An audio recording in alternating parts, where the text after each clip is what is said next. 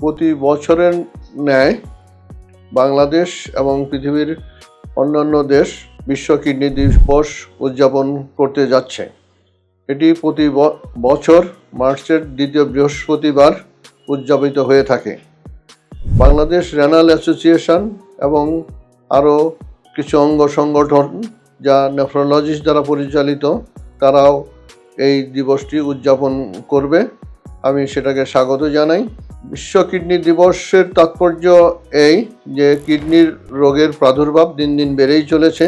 বয়স ভেদে কিছু তারতম্য হলেও মোটা দাগে সারা পৃথিবীতে এবং বাংলাদেশে প্রায় 15% রোগী কিডনি রোগে ভোগে।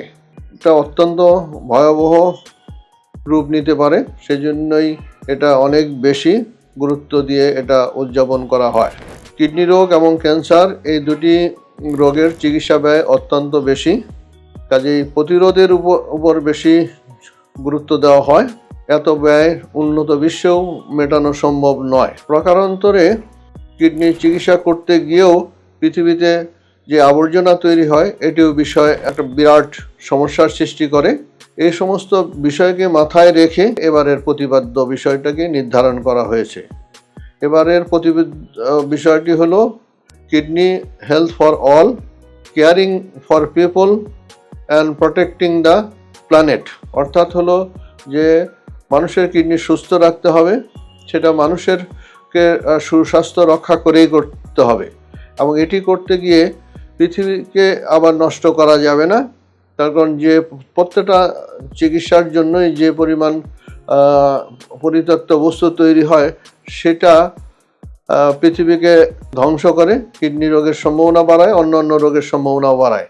কাজেই চিকিৎসা করতে গিয়ে চিকিৎসা সরঞ্জামাদির যে আবর্জনা সেটা যত কমানো যায় সেটাই পৃথিবীর জন্য মঙ্গলকর, মানুষের জন্য মঙ্গলকর। এটি কে প্রতিপাদ্য রেখে এবারকার বিষয়টিকে নির্ধারণ করা হয়েছে। তো আসুন আমরা সবাই স্বাস্থ্য সচেতন হই, কিডনি রোগের ব্যাপারে সচেতন হই, কিডনি রোগ প্রতিকারের জন্য আমরা কিডনি রোগ নির্ণয়ের জন্য সচেষ্ট হই, এবং আমরা চিকিৎসা করতে গিয়ে যেন পৃথিবীটাকে নষ্ট না করি, এর চিকিৎসার উপকরণগুলো যেন পৃথিবীর জন্য অমঙ্গলকর কিছু না হয় সেটার দিকে খেয়াল রাখি।